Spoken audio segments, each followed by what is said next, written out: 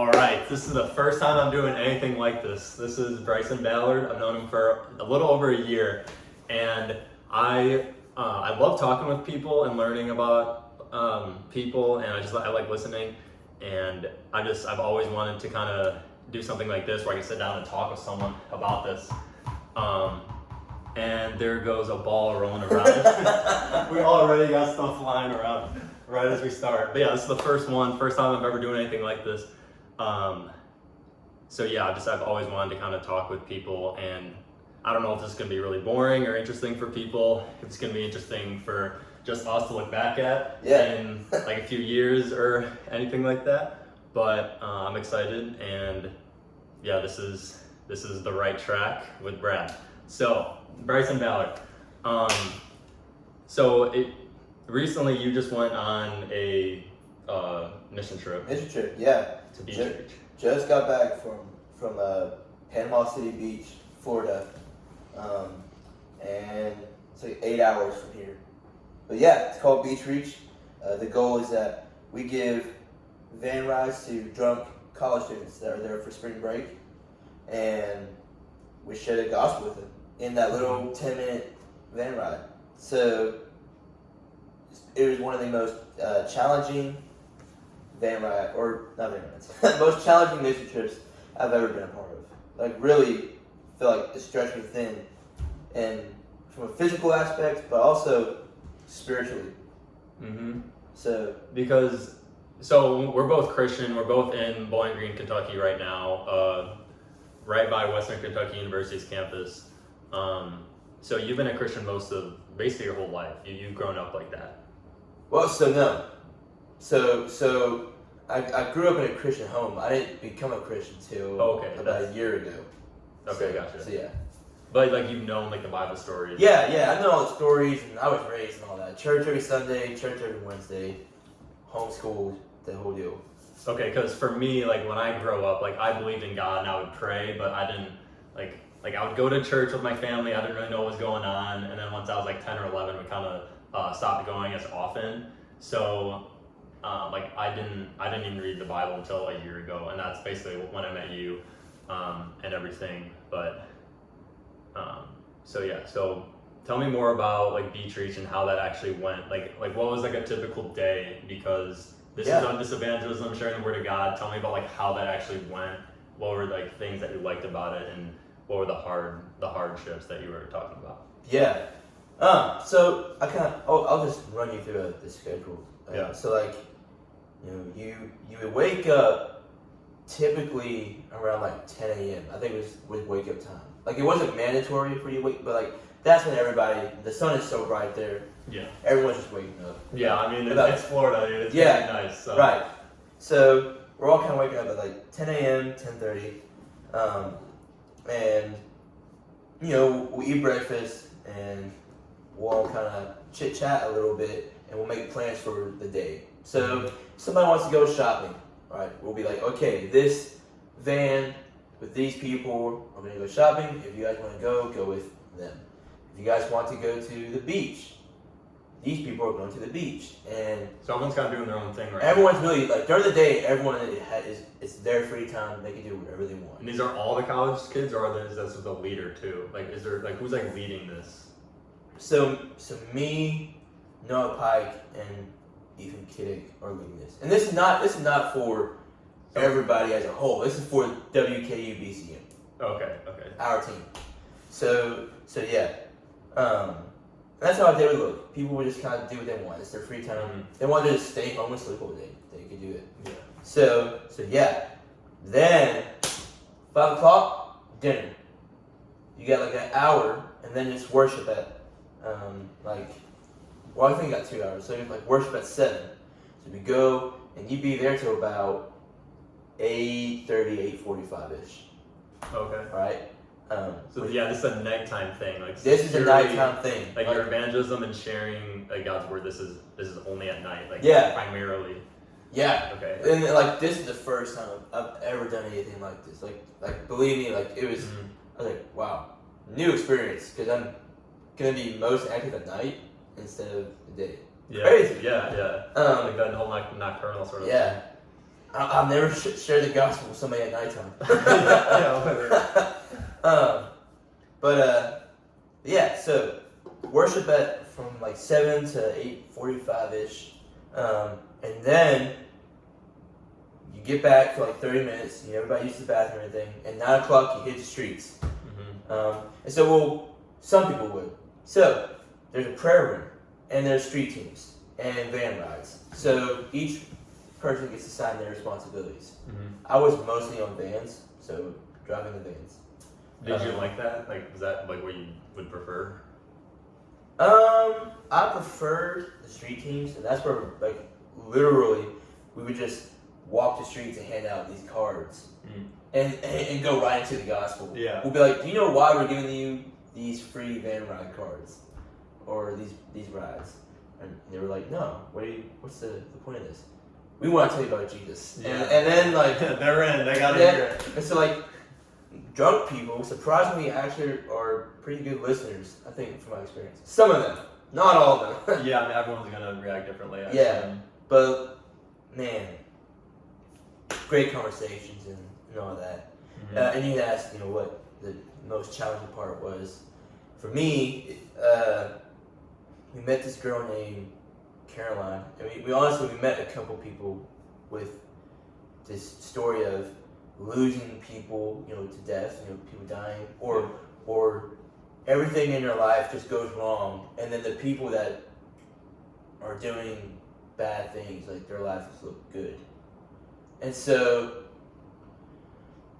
we had this one girl, and she said that she had went to church her whole life, but then like 7 of her best friends died, and her parents were getting divorced, and the church just shunned her away.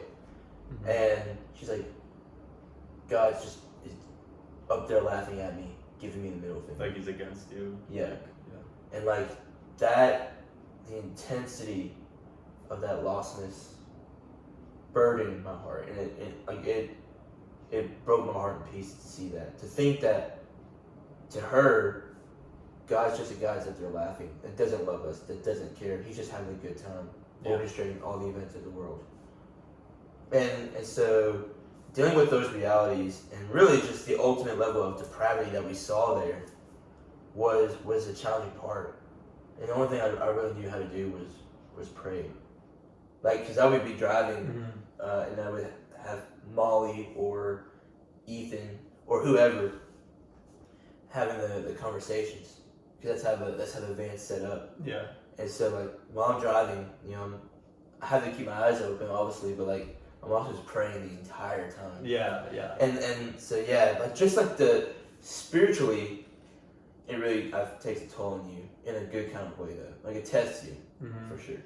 Yeah, I think what's really interesting about like what you're doing is that like not only is it like you're taking the opportunity to like share the gospel with people, but like as Christians, like it's really hard to not push our own beliefs onto other people in the wrong way. Yeah. And well, what's interesting is that like we're reaching people who have their lifestyles are so like broken, that most of the people we're meeting are so like struggling and in sin and all this, that they might not hear the gospel in any other like time in their daily life. Yeah. Because I mean, I'm not saying they do whatever they're doing that day like all the time, but in the sense of like you can see that it is in their lifestyle, or assume that it is, and you just don't know what the rest of their life is like. And but you can kind of see that it might make an impression on that is what most of their life is, and they're probably not hearing the gospel from anyone. So even though they are in the state they are in, maybe drunk or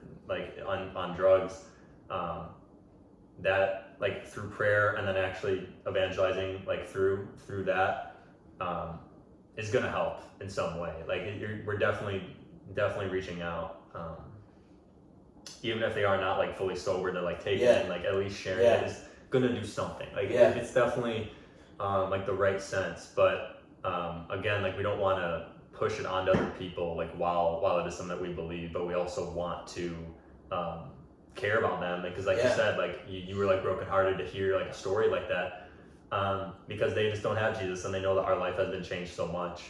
That was just one thing I was going to say about that. Well, and so like playing into that, like you said, like that was a big part of it. That was another part that was challenging for me. Was like it tested my faith and my belief that God can save anybody whom He chooses to save. And like for a while, like the first few days, I saw people drunk and stuff, and I was like, there's no way this is gonna break through to them. There's no way this is gonna click for them. And like God proved me wrong. Yeah. And I'm thankful for Yeah. it. Like I know a lot of times like we're human, we don't want to be wrong. We don't want to admit when we're wrong. But like at the end of the week, I was like, thank God for proving me wrong. Yeah. We saw, I think the final number was 116 salvations. And that was in the whole trip, like the whole week. That's not just WKU's BCM and what we did. That's just there's other BCMs as well. Yeah. But like that entire week, 116. That's really cool. Salvations. I didn't even know that thing. And yeah, it insane, man. And like talk about going in there and thinking no one's probably gonna care about what we're doing. Mm-hmm. They're probably just grateful for the ride because we're keeping them alive.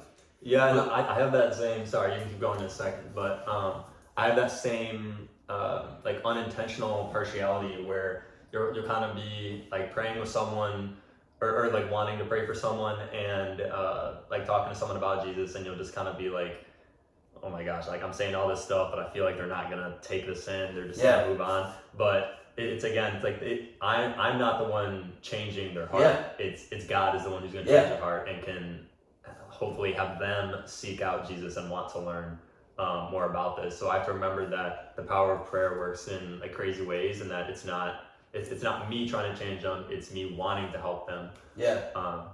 And that even if I can't see it in someone thinking they're not gonna change, it's not on us. It's not on us. So it's just really cool. And so like we had like halfway through the week, our team was kind of like discouraged, and we had a little bit conflict. I feel like came in a little bit, and I said it to them, but like I was saying it for me because like I needed to hear it, which is funny, like because sometimes God gives you the words to say to other people, and like you take a step back and realize that was for me as much as it was for them. I'm the one saying it, but I told them, I was like, guys, we don't have the power to save. Only God has the authority. All we're here to do is plant the seeds. God will. Yeah. And remembering that is always kind of difficult because you do sometimes think it's like I can do this, but it's not you. So. It's humbling, man. It's really humbling. This trip is really humbling, and man, I can't wait to take it and put it in the things I've learned and put them into practice on campus. Yeah, no, I'm really glad I got to do a trip like that because I want to do some sort of thing for the summer to do that as well, kind of get out of my comfort zone and get into another situation. So I'm glad that you were able to do that too. But kind of going back to like how like you grew up, like we have definitely have had different lives in terms of like where we've been in the United States, our path of education, and of course like following Christ essentially is kind of similar in the last year. But you were homeschooled, right? Like the whole time? I was homeschooled my entire life. There was like 2 years where I went to a private Christian school. Yeah. So that but it's only 2 years, So when were those 2 years? 4th grade and 5th grade. And then And then we went back to homeschool. So was it like your parents, or is it just your mom was teaching you, or how does that work? Well, so homeschool, my mom taught me. Oh, yes. Okay. But that Christian school was at the church that we went to. So yeah. So you were involved in the church a lot of the time. Yeah. Okay. Man, like church was a huge part of my life. Like we were there Wednesday, we were there Sunday, we were there Sunday night, we were there for VBS, all the events that happened throughout the year. We were there, dude. I can't remember except maybe like 3 times where we missed one. Okay, so you're pretty involved with this. Yeah.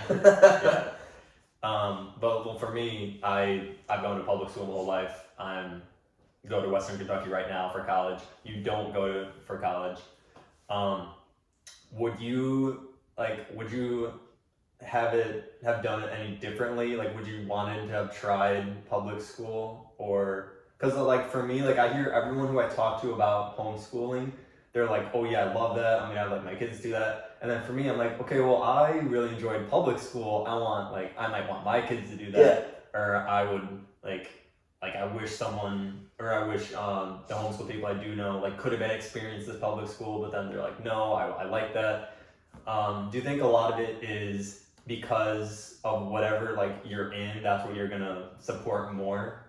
Because that's what I'm kind of seeing. But what do you think? What do you think? Just however you want to take that. Man, so that's like it's a kind of a big kind of question. But so here's the thing, Mike.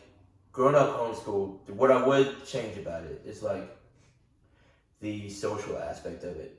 I didn't have, my only friends were the ones that went to my church. Mm-hmm.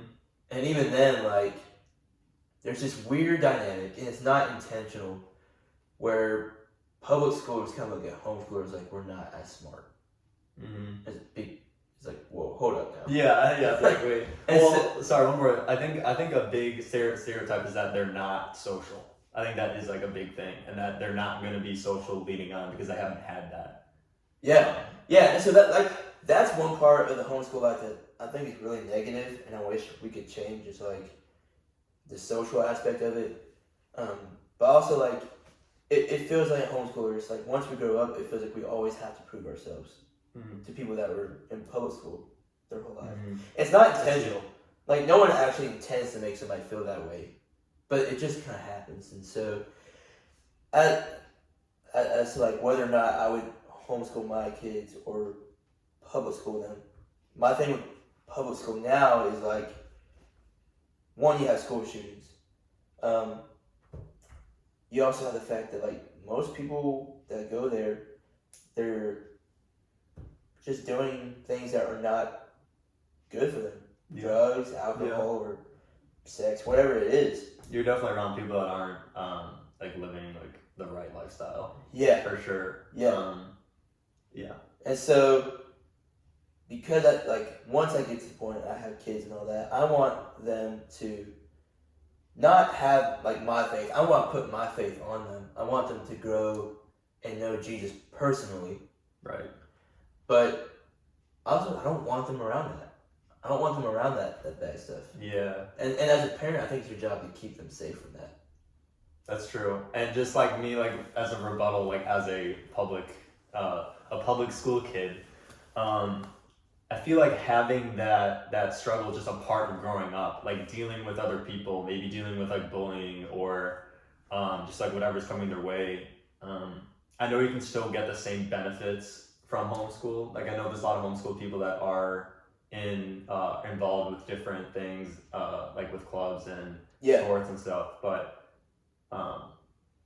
like even though I wasn't fully living, like walking with God during like junior high and high school and elementary school, I still feel like it's worth to have the diversity of like the different people you're going to interact with. Yeah. But again, that's probably mostly because I'm like biased to just kind of having that,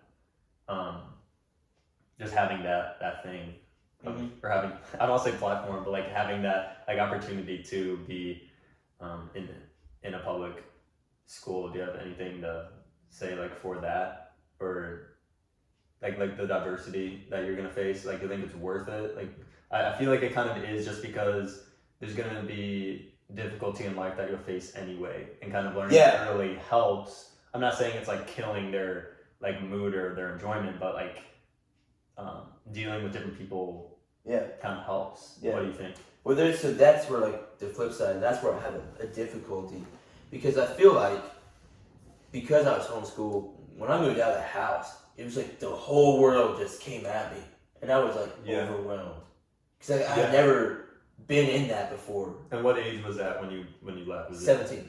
Yes. Okay, so it's basically like when you're an adult, like it's all hitting you all at once. You lived on your own at that point. You lived on your own at that point.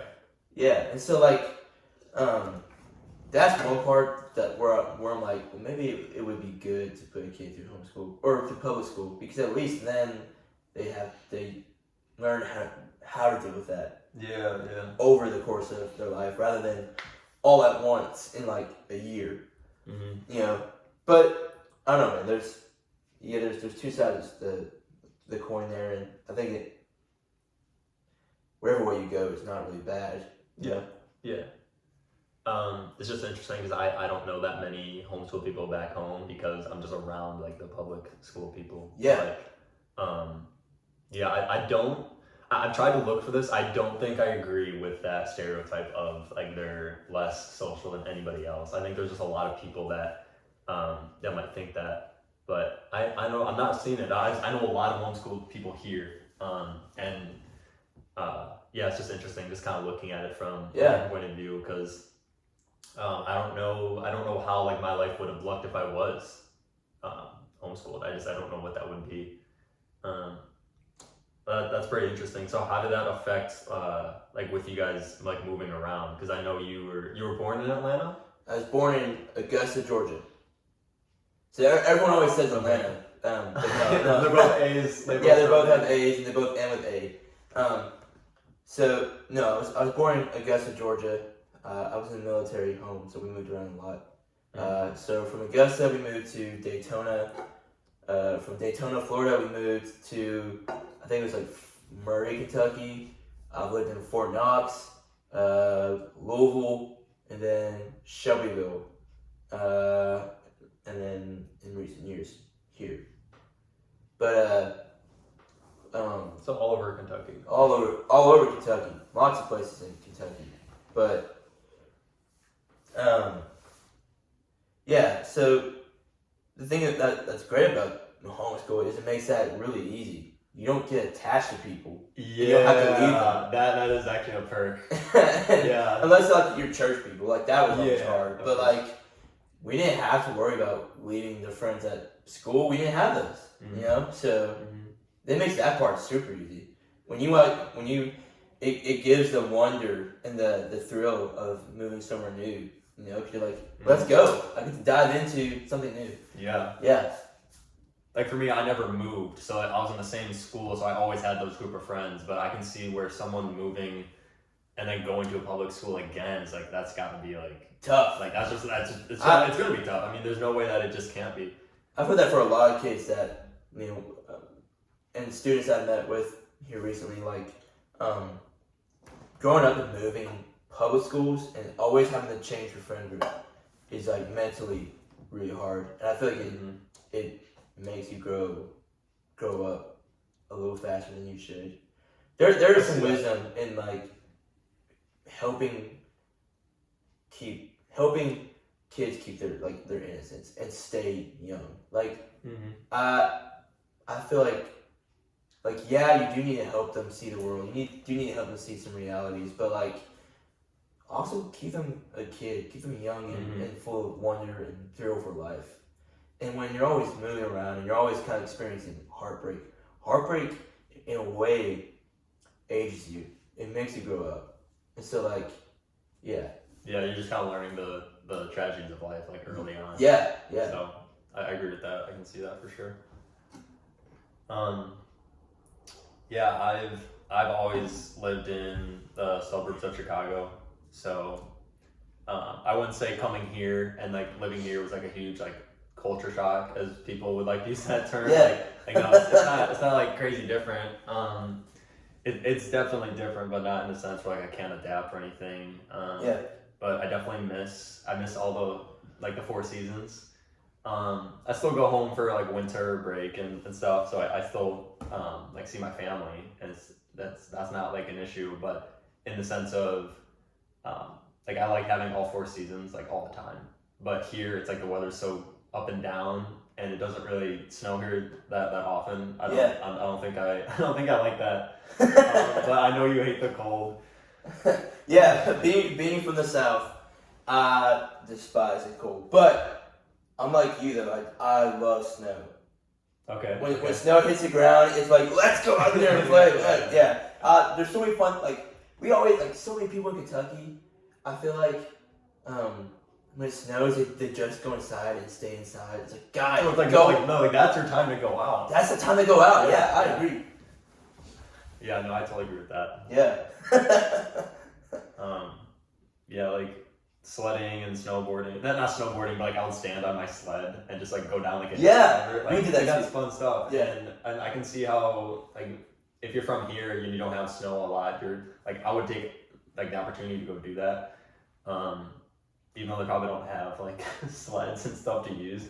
I don't know, but I feel like if you're down here and you don't like have that weather, I feel like you would want to go outside and kind of experience that. That's one thing I've always kind of wondered about, like when it's Christmas time and people in like California and Texas and like Florida, like all those warm states, like does it really feel like Christmas? Like, cause like for me, I like it always felt like Christmas time because of the weather, the snow, and like it really felt like it was the holidays. But like when I'd be down here for the first couple weeks of December, like I'm like it doesn't really feel like Christmas, and then I go back home and it does because like for one, just nostalgia, like you're with your family, it's my home location. But when I'm here, it doesn't really feel like it's the holidays.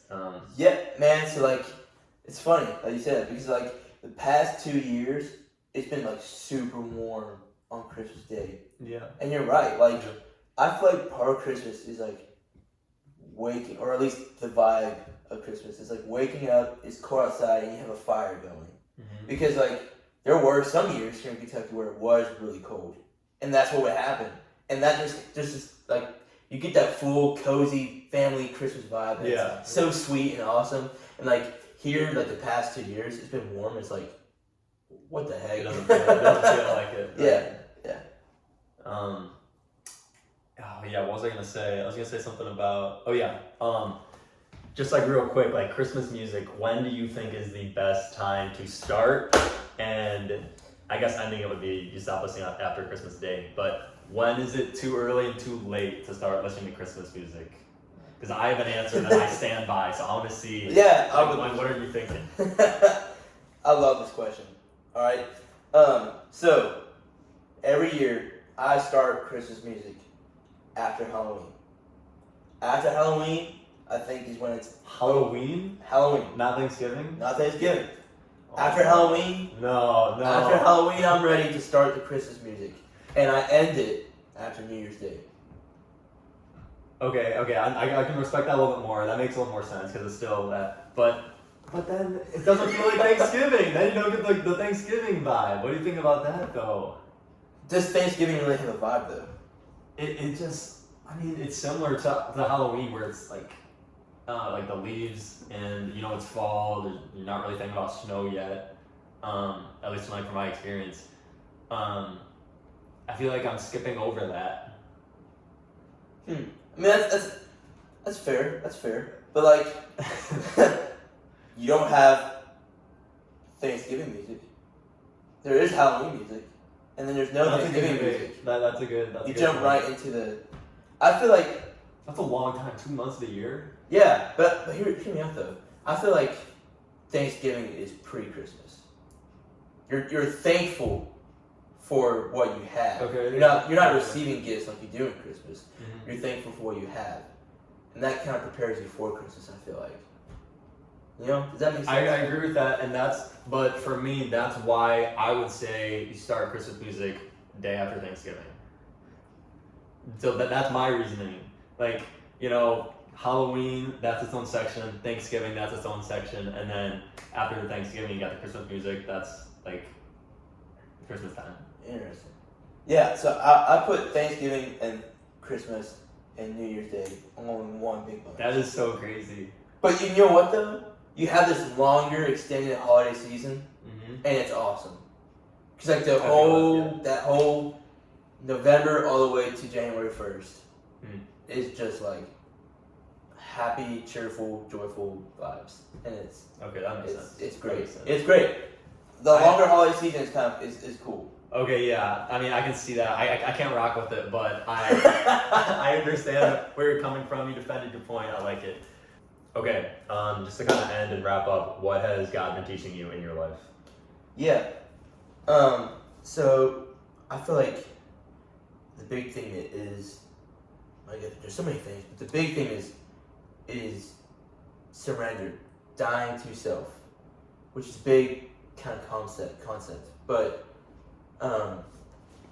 just knowing that like all these dreams, these goals, these aspirations, these hopes that I have, like at the end of the day, those rest in God's hands, whether they are fulfilled or not. And anyways, whether they are or aren't, is not the point of life. The point of life is the glory of God. And if I'm not living for that, then it's just kind of, it speaks for itself and says that you've chosen something other than God. And so learning how to let all that go and just be like, my life is for Jesus and His glory alone, and everything that comes after that is second place. Yeah. That's where I need to be, is in that spot. Yeah, so it's a challenge. Oh yeah, that's personally I think that's like a daily, I wouldn't say daily, but it's like a constant like struggle to kind of think like, is my head in the right spot in this? And I use this all the time. One of my friends back home actually gave me this idea on how to kind of look at like having like God in your life. Yeah. A lot of people kind of look at like Christianity as an addition to your life. And you can look at it as like a solar system where it's just another planet. Like, so for me, like I have running, piano, like other things going on, school, and you could see like Christianity is just another like added thing, or like God is just an added thing. But instead we should be looking at it as like God is the center, so like the sun, I guess, and then everything else is revolving around it. So kind of like that. I know it's like a simple like demonstration, but that's one way that kind of helps me remember that I don't want to just add him into my life, but actually make him like my life. Yeah, that's where everything goes around. That's good. So yeah, that's good. I like the way you phrase that. That's what it teaches me how to do. It's like in my prayers every night, I kind of end it with, God, give me the strength to let go. Which, dude, so hard, because we want to hold life like this, our plans and all that. Yeah. And we need to just be like this. God, this is yours. It's not mine. And so I always go back to James 4:13, talking about like don't worry about tomorrow. Essentially, there's another one in Philippians. I think it's in Matthew. Well, this one I know is James 4, but there's another one in Philippians that's saying like don't be anxious about tomorrow and give like all your thanksgiving to God. I'm paraphrasing obviously, but in James 4:13, that little passage is talking about like you're only going to be here for a little bit, and you're making all these plans, but you have to let the Lord like will like the Lord's will is what is actually going to happen, and you just have to put your trust in Him first for that. What is the Matthew one you're talking about? I think it's do not worry about tomorrow, for tomorrow will worry about itself. Oh yes, yes, that is a really good one. Yeah. It's saying like don't worry about like the clothes or what you eat, like that one. If like there's a couple of examples, illustrations he uses, like he knows all the number of hairs on the head, or if even the sparrow, like they don't know the 2 cents for the sparrow one. I think so. Something like that, yeah. But like he uses all these illustrations, and it all points to one big point. Like our life is not even ours to worry about. Like our generation has the biggest problem with anxiety, and we don't have to. Yeah, it's like, bro, we got it right here, man. Yeah, we have the answer to it. Yeah. Yeah, that's what is really crazy. I mean, I could talk all day about that, but thanks for taking the time to be here for the first podcast of me. Thank you. Every time I go back home, Brycen would send me some like podcasts because it's a long drive home, and I'd be like, man, I don't know what to do. Like, I don't know what to like listen to. Just send me some that you got like on your hand, and just like send them over. And so that's why it's really cool that you get to be the first person that to kind of be here for this, because I don't know what this is going to turn into. I don't know what it's going to be. Yeah. But I want to just like talk with people and just share it. Yeah, dude, that's so awesome. Thank you for having me on. Absolutely. Yeah, for sure. Honored. Handshake to end it like that. Let's go. Peace out. That's cool. That's awesome, bro.